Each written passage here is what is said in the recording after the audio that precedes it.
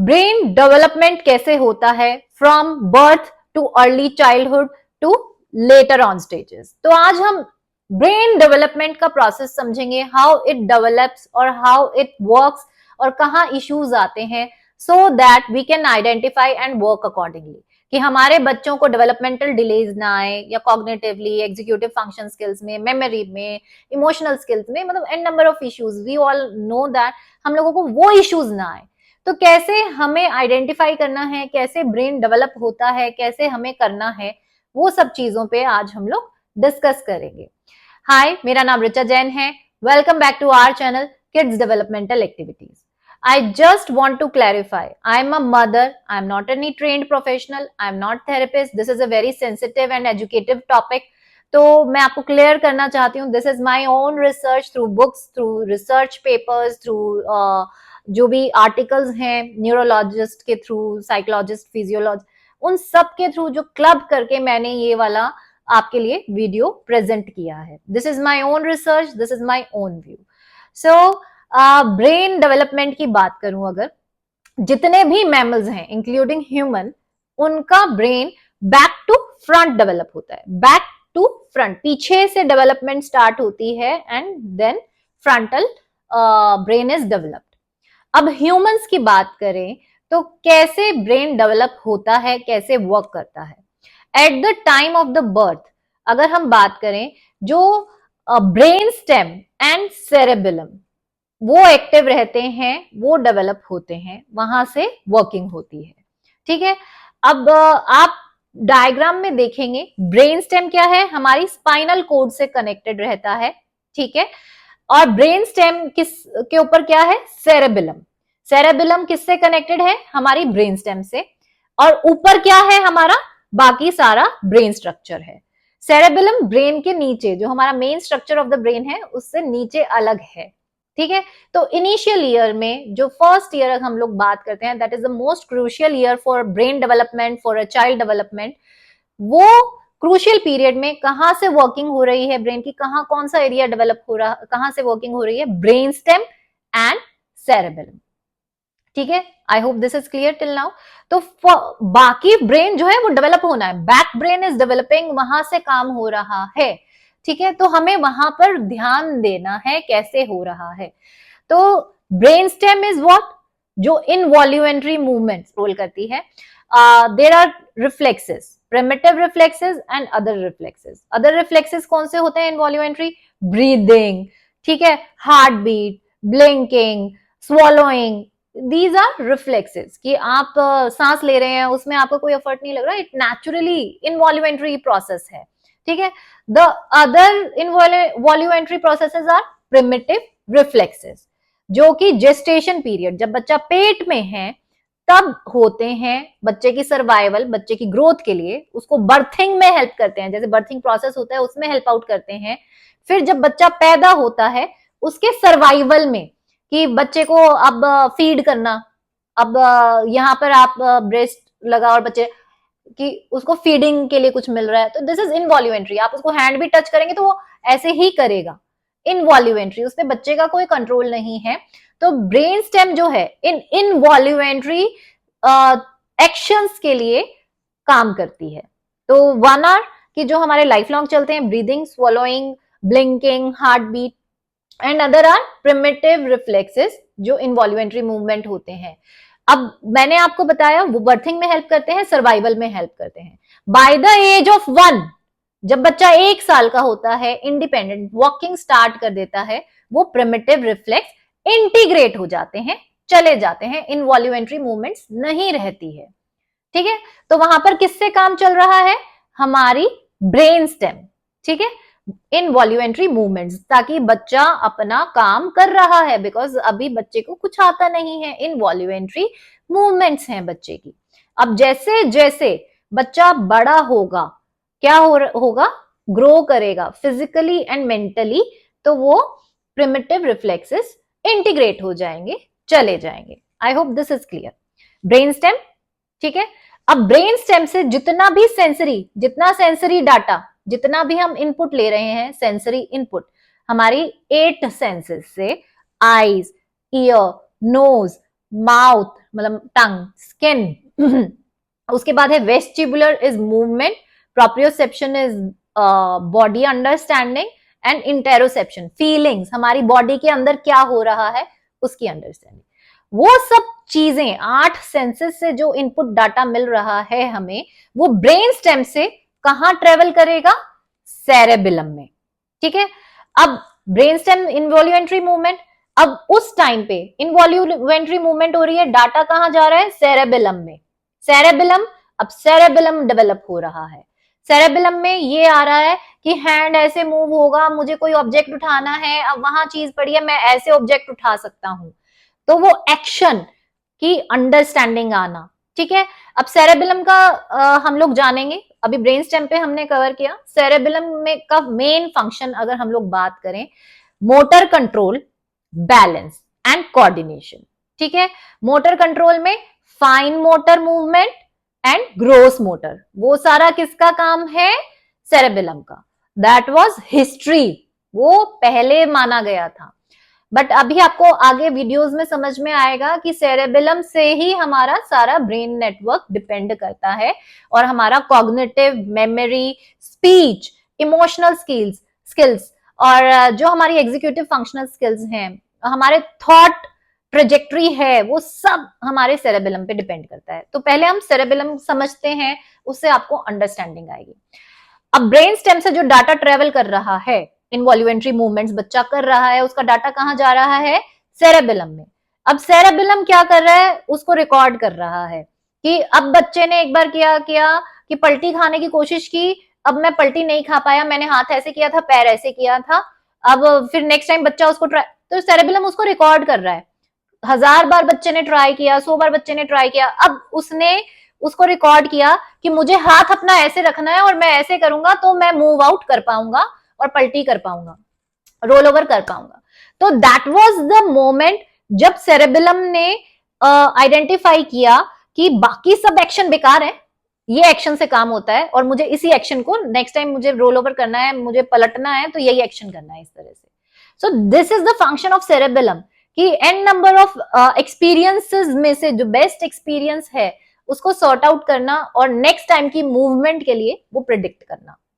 ठीक है, इसको थोड़ा और सिंपल मैं आपको एक्सप्लेन करती हूँ। फॉर एग्जाम्पल, अब आपने फर्स्ट टाइम कार ड्राइविंग की होगी, व्हाट हैपेंड, आपको बड़ा घबराहट रही होगी, आपको बैक मिरर में भी देखना है, फ्रंट में भी देखना है, कार का म्यूजिक चलाना है, कोई बात करेगा तो आप नहीं नहीं चुप हो जाओ, मुझसे गाड़ी नहीं चल रही है। You have to put a lot of concentration, और बहुत मेहनत लगी, लेकिन आपने उसको गाड़ी को साल भर से चला रहे हैं। व्हाट हैपेंड कि अब आप बड़ा फ्रीली नाइसली आप ऑटोमेटिकली गाड़ी में गए, गाड़ी स्टार्ट की, बैक गियर किया, गियर लगाया, गियर लगाने में भी ज्यादा मेहनत नहीं, पहले तो देखना पड़ता था अच्छा ये 1 है, अच्छा ये 2 है, तो अब बड़ा ऑटोमेटिकली सारा आप काम कर पा रहे हैं। And that is because of cerebellum, क्योंकि इतनी बार आपने टेस्ट एंड ट्राई किया, आपने गलत एरर्स को रिमूव किया, परफेक्शन को लेकर आए, और अब आप विदाउट एनी डिस्ट्रैक्शंस और ब्रेन फोकस करके उस टास्क को कंप्लीट कर पा रहे हैं, परफॉर्म कर पा रहे हैं। तो this is the function of cerebellum कि एरर को आपने निकाल दिया और जो करेक्ट मेथड है उसको आपने लर्न करके उसको परफॉर्म किया। तो this is how cognitively cerebellum work. ठीक है, इसका डिटेल्ड वीडियो नेक्स्ट में बनाएंगे हम लोग, बहुत लंबा हो जाएगा अदरवाइज। तो सेरेबिलम में आपने जाना कि बच्चे की मोटर कोऑर्डिनेशन को वो लर्न कर रहा है, कैसे मूव करना है, क्या करना है, कैसे मुझे लिम्स को मूव करना है, कोई चीज यहाँ रखी है तो मुझे कैसे उठाना है उसको, ये सारा चीजें। ठीक है, अब जो बच्चा है उसके ब्रेन में tens of millions of synapses एक सेकंड में बन रहे हैं, बिकॉज ही इज लर्निंग, ये डाटा वो डाटा सब ब्रेन में रजिस्टर हो रहा है। 1 ईयर तक मैक्सिमम सिनेप्सिस बनते हैं, उसके बाद क्या होता है, वो सिनेप्सिस ट्रिम होने शुरू होते हैं। आई जस्ट क्लैरिफाई इट कि 1 साल तक बच्चे के इतने सिनेप्सिस, मतलब मिलियंस ऑफ प्रोफिलरेशन सिनेप्सिस हो रहे हैं, टेंस ऑफ मिलियंस की, बच्चा उसको रजिस्टर कर रहा है, जितने भी सेंसरी इनपुट्स हैं, जितने भी मूवमेंट्स हैं और जितना भी है सब उसको रजिस्टर कर रहा है। ठीक है, अब 1 साल तक क्योंकि इनवॉल्यूमेंट्री मूवमेंट है, उसका कोई कंट्रोल नहीं है, he is moving and learning कि मैं ऐसे मूव करूंगा, ऐसे होगा, ऐसे होगा, ऐसे होगा, he is just learning, synapses बन रहे हैं। अब 1 साल के बाद क्या होगा, 1 साल के बाद जो हमारी टोपियरी है, ब्रेन में एक पार्ट है, उधर प्रूनिंग, प्रूनिंग क्या होता है? ट्रिमिंग, कटिंग, ठीक है। तो जो प्रूनिंग प्रोसेस होता है, जो सिनेप्सिस काम के नहीं है वो निकल जाते हैं, जो एक्सपीरियंसेस हैं जिनको हमें याद रखना है, जिन मूवमेंट्स को हम लोगों को बेनिफिशियल है, वो हम ग्रास्प करते हैं, सेरेबेलम डेवलप होता है। तो प्रूनिंग प्रोसेस होता है। एंड व्हाट हैपेंस, अगर आपके 1 साल मैंने बोला, लेकिन मैक्सिमम इज 2 ईयर्स, ठीक है, 2 ईयर, मैक्सिमम इज 2 ईयर। अगर ये प्रोसेस 2 ईयर तक कंप्लीट नहीं हो रहा है, क्यों नहीं हो रहा है, प्रूनिंग क्यों नहीं होगी? अगर रिटेन्ड प्रिमिटिव रिफ्लेक्सेस रह जाएंगे, क्योंकि हम कहते हैं, ऐसा कहा गया है कि रिटेन्ड प्रिमिटिव रिफ्लेक्सेस 1 साल में इंटीग्रेट हो जाते हैं, लास्ट हद से हद 2 साल, किसी किसी में होता है डिलेड, हल्का फुल्का रहता है, 1.5 साल वैसे मैक्सिमम है, बट बिल्कुल लास्ट इज 2 ईयर। अगर 2 साल के पीरियड तक बच्चे के रिटेन्ड रिफ्लेक्सेस हैं, प्रिमिटिव रिफ्लेक्सेस हैं, तो क्या होगा? प्रूनिंग, जो सेरेबेलम जिसके लिए वो जिम्मेवार है, वो प्रूनिंग प्रोसेस नहीं होगा, ट्रिमिंग नहीं होगी वो एक्सपीरियंस की, वो सिनेप्सिस की, जिसकी वजह से एक्सेस ऑफ डाटा रहेगा सेरेबेलम में, ठीक है। अब उसमें उसको जजमेंट पुअर रहेगा, क्या कौन सा सही है, कौन सा गलत है, किस पे फोकस करूं, किस पे नहीं करूं, जिसकी वजह से हाइपो और हाइपर सेंसिटिव बिहेवियर्स भी आते हैं, ठीक है। तो वो प्रूनिंग प्रोसेस नहीं होगा, सेरेबेलम डेफिसिट रहेगा, सेरेबेलम में इश्यूज आएंगे, सेरेबेलम की ग्रोथ में इश्यूज आएंगे, that is because of retained primitive reflexes, कि अब बच्चे का प्रूनिंग नहीं हो रहा है, ठीक है। अब सेरेबेलम की डेवलपमेंट नहीं हुई, अब फर्स्ट ईयर में ब्रेन स्टेम एंड सेरेबेलम, और जो सेरेबेलम से जो फर्स्ट ईयर में बच्चा लर्न करता है, वो सारा हमारा नियोकॉर्टेक्स एंड सब कॉर्टिकल रीजन, क्योंकि उसी कनेक्शंस के थ्रू डेवलप होता है। अब जब हमारा सेरेबेलम सही से डेवलप नहीं है, वहां पर डेफिसिट है, वहां पर इश्यूज आ गए हैं, तो जो हायर फंक्शनिंग स्किल्स हैं, जो कि नियोकॉर्टेक्स का और सब कॉर्टिकल ब्रेन का पार्ट है, वो सब प्रोसेसेस गए। तो उसी वजह से हमारे बच्चों को इश्यूज आने लग जाते हैं in physical and mental development. I hope this is understandable, इतना आपको क्लियर हुआ। तो अर्ली चाइल्डहुड में जो 1 ईयर है, that is the most crucial period, and 1 से 2 ईयर प्रूनिंग जो प्रोसेस है उसके लिए, that is also a very important process. अब मैक्सिमम पेरेंट्स क्या कहते हैं, पहले तो मेरा बच्चा ठीक था, 1.5 से 2 साल की एज में मुझे लगा गड़बड़ है, क्योंकि उससे पहले प्रूनिंग नहीं हो रिक्वायर्ड नहीं होती। जब वो प्रूनिंग का पीरियड होता है, जब वो सिनेप्सिस ट्रिम करने होते हैं, उस टाइम पे इशू है, क्योंकि हमारे बच्चों को रिटेन्ड रिफ्लेक्सेस हैं, तब हमें दिखने लगता है कि पहले ठीक था और अब ठीक नहीं है, ऑल ऑफ ए सडन बच्चे को क्या हो गया है।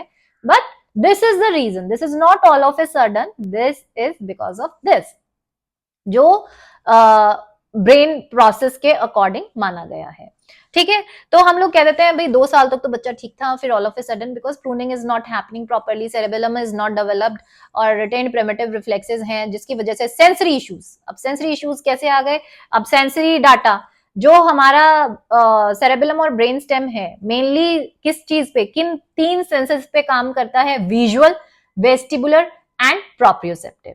ये तीनों जो हैं सेंसेस का इनपुट ले रहा है और उस पे बाकी और सेंसरी डाटा डिपेंड करता है।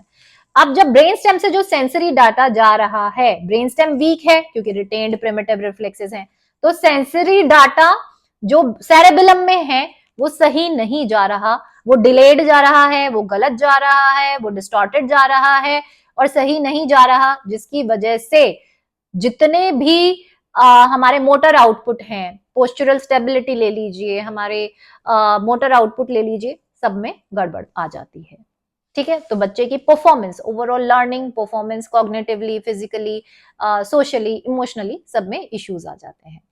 तो आई होप यहां तक क्लियर है कि ब्रेन स्टेम में इशू है, सेरेबेलम में इशू है, सेंसरी, तो सारा सिस्टम इज इंटरकनेक्टेड। एक जगह गड़बड़ आई, ऊपर के सिस्टम सारे हिलते चले गए। तो फर्स्ट स्टेप जो मैं हमेशा आपको बोलती हूँ, first step will be checking the retained primitive reflexes. आपको रिटेन्ड प्रिमिटिव रिफ्लेक्सेस के लिए चेक करना है। अब वो कैसे चेक करेंगे? देखिए, मैंने अपने चैनल पे हर टॉपिक की अलग से प्लेलिस्ट बनाई हुई है सो दैट आप वीडियोस इजीली से फाइंड आउट कर पाए। तो आप प्रिमिटिव रिफ्लेक्स फोल्डर में जाएंगे, वहां पर सभी वीडियोस हैं, कैसे उसको चेक करना है, कैसे उस पर काम करना है। ठीक है, अब this is the new series on cerebellum. तो जब हम ब्रेन स्टेम पे काम कर लेंगे, ब्रेन स्टेम पे हम करेक्शन कर चुके हैं, but still we are finding कि बच्चे को बिहेवियर इशू है, कॉग्निटिव में इशू है, स्पीच इतना अच्छा नहीं आ रहा है, बच्चे में एडीएचडी कंट्रोल नहीं हो रहा है, अटेंशन का इशू है, तो हमें next step will be checking the cerebellum. तो this is how the brain develop. ठीक है, और ये जो फर्स्ट 2 ईयर में ब्रेन डेवलपमेंट होता है, उसके ऊपर हमारा फ्यूचर वर्किंग, जो हमारा पूरा ब्रेन फंक्शन है इन लेटर एजेस, उस पर डिपेंड करता है। तो हमें मेक श्योर करना है कि हम जल्दी से जल्दी उसको आइडेंटिफाई करें और जल्दी से जल्दी उस पर काम करें। आई होप आपको यहां तक अंडरस्टैंड, क्योंकि मैं इस सीरीज को पार्ट्स में कवर करना चाहूंगी, ताकि because it is a very new topic. ठीक है, जैसे लास्ट टाइम रिफ्लेक्स इंटीग्रेशन में लोगों को लगा था व्हाट हुआ हो गया था कि भाई क्या है। So this is a new topic. I just want कि मैं सिंपल लैंग्वेज में, मैं ज्यादा मेडिकल और वो साइंटिफिक टर्म्स यूज नहीं करना चाह रही, क्योंकि उसमें समझना और फिर समझाना और फिर सब हवा में चले जाना, तो वो नहीं चाहती। तो इसको हम पार्ट्स में कवर करेंगे, बहुत लेंथी वीडियो में नहीं, छोटी छोटी वीडियोज में पार्ट्स में कवर करेंगे, ताकि हमें चीजें समझ में आए। आई होप आज आपको ये क्लियर हुआ होगा कि बैक से फ्रंट ब्रेन डेवलप होता है, फर्स्ट ईयर जो बच्चे का रहता है brain stem and cerebellum develop होती है, उसके बाद सारे इंटर ब्रेन सर्किटरी और कनेक्शंस स्ट्रांग होते हैं, और उस पर डिपेंड करता है कि हमारा ब्रेन फंक्शन कैसा होगा और कैसे होता है, वो मैंने आपको आज एक्सप्लेन करने की कोशिश की है।